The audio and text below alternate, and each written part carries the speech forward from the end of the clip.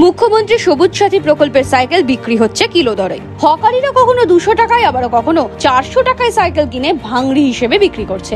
স্বাভাবিকভাবেই সবুজ সাথী প্রকল্প নিয়ে উঠছে প্রশ্ন। নদিয়ার শান্তিপুরে এমনই চিত্র উঠে এলো। এর আগেও নদিয়ার একাধিক জায়গায় হকারিদের ভাঙড়ি হিসেবে কিলো দরে সবুজ সাথী প্রকল্পে সাইকেল কিনতে দেখা গিয়েছে। এবার শান্তিপুরের হকারিরা কিলো দরে কখনো 200 টাকায় কখনো 400 টাকায় কিনেছেন সরকারি প্রকল্পের সাইকেল। এ বিষয়ে এক হকার কাদের আলী কি বলছেন শুনে নেব। এমনি কত টাকায় বিক্রি হয় এগুলো? ওই 400 টাকা পিস হিসাবে। হ্যাঁ, জায়গায় টায়ারটি খারাপ হয়, গাড়ি খারাপ হয়ে গেলে তখন রেটে। এ বিষয়ে শান্তিপুরের এক বিজেপি নেতা কটাক্ষ ছুড়ে দিয়েছেন রাজ্য সরকারের প্রতি।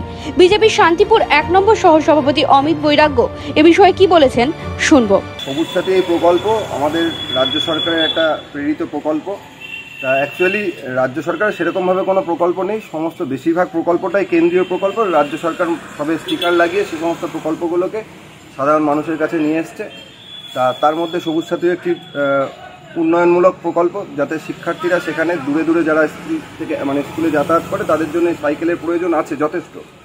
কিন্তু বিষয় হচ্ছে এখানে যে এমনভাবে এই মাপকাঠিকে করা হয়েছে এবং আমাদের রাজ্য সরকার তিনি ভোটের রাজনীতিকে সামনে রেখে সর্বত্র সকল শিক্ষার্থীদের মধ্যেই এই সাইকেল বন্টন করছে। কিন্তু তাদের মধ্যে দেখা যাচ্ছে যে 30% থেকে 40% সাইকেল যারা প্রাপক তারা নিজেরাই কি করছে, সেই সাইকেলগুলো বিক্রি করে দিচ্ছে। কারণ তাদের বাড়িতে এর ইতিমধ্যে 3-4টে সাইকেল বাড়িতে রয়েছে। আর যে সাইকেলগুলো দেওয়া হচ্ছে তাদের মান এতটাই নিম্নমানের যে সাইকেলগুলো নেওয়ার পরেও অন্তত তাকে দোকানে নিয়ে গিয়ে বাজার থেকে সারাতে হচ্ছে, তার পেছনে 1 থেকে 1,500 টাকা খরচ হয়ে যাচ্ছে। তার ফলে যেটা ঘটতে থাকছে যে ওই সাইকেলগুলোর কোনো প্রয়োজনীয়তাই থাকছে না, তাই এবং সেই বাড়ির লোক বা তার বাবা বা অভিভাবক পিতামাতা যারা তারা কী করছে, ওই সাইকেলগুলোকে বিক্রি করে দিচ্ছে এবং তার মূল্যও হয়তো খুব সামান্য। তার ফলে আসল যে চিন্তাভাবনার ওপর দাঁড়িয়ে রাজ্য সরকার এই সবুজ সাথী সাইকেল প্রকল্পকে সর্বত্র নিয়ে এসছে, তা সেটার সঠিক মান উন্নয়ন কিন্তু হচ্ছে না। তা এই মুহূর্তে আমাদের একটা বলার এটাই বক্তব্য যে প্রথমে অন্তত আগে সেই শিক্ষার্থীগুলোকে চিহ্নিত করে নেওয়া হোক যে যাদের অরিজিনালি সাইকেলের প্রয়োজন আছে, আর যাদের প্রয়োজন নেই তাদের বরাদ্দ যে অর্থ, সেই অর্থটাকেও এই বরাদ্দে এনে এবং সেই সাইকেলের মানটাকে সুন্দর করে শিক্ষার্থীদের হাতে পৌঁছে দেওয়া। যদিও এ বিষয়ে তৃণমূলের শান্তিপুর পৌরসভার পৌরপিতা সুব্রত ঘোষ অভিভাবকদের প্রতি ক্ষোভ প্রকাশ করেছেন। তিনি বলেন এতে অভিভাবকদের আরো সংযত হওয়া উচিত ছিল, কারণ এভাবে সাইকেল বিক্রি না করে তারা চাইলে সাইকেল নাই নিতে পারতেন। এতে আরো একটি গরিব মানুষ সুবিধা পেতে পারত। তিনি জানিয়েছেন হাতে উপযুক্ত প্রমাণ আসলেই সংশ্লিষ্ট দপ্তরে এ বিষয়ে অভিভাবকদের বিরুদ্ধে রিপোর্ট পেশ করা হবে।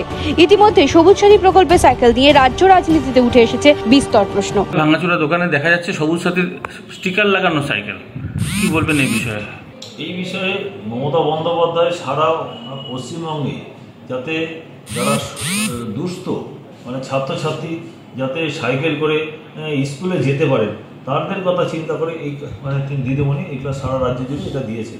এবং যাদের অপ্রয়োজনীয় যারা মনে করছেন, আমার মনে হয় সেই অভিভাবকদের উচিত সেই সাইকেলগুলো না নিয়ে এবার তাহলে যারা দুস্থ মানুষ উনি যখন নেবেন না সেটা যারা বিক্রি করে দিচ্ছে, এইরকম মানসিকতার লোকদের আমার মনে হয় এগুলো না নেওয়াটাই যুক্তিসঙ্গত।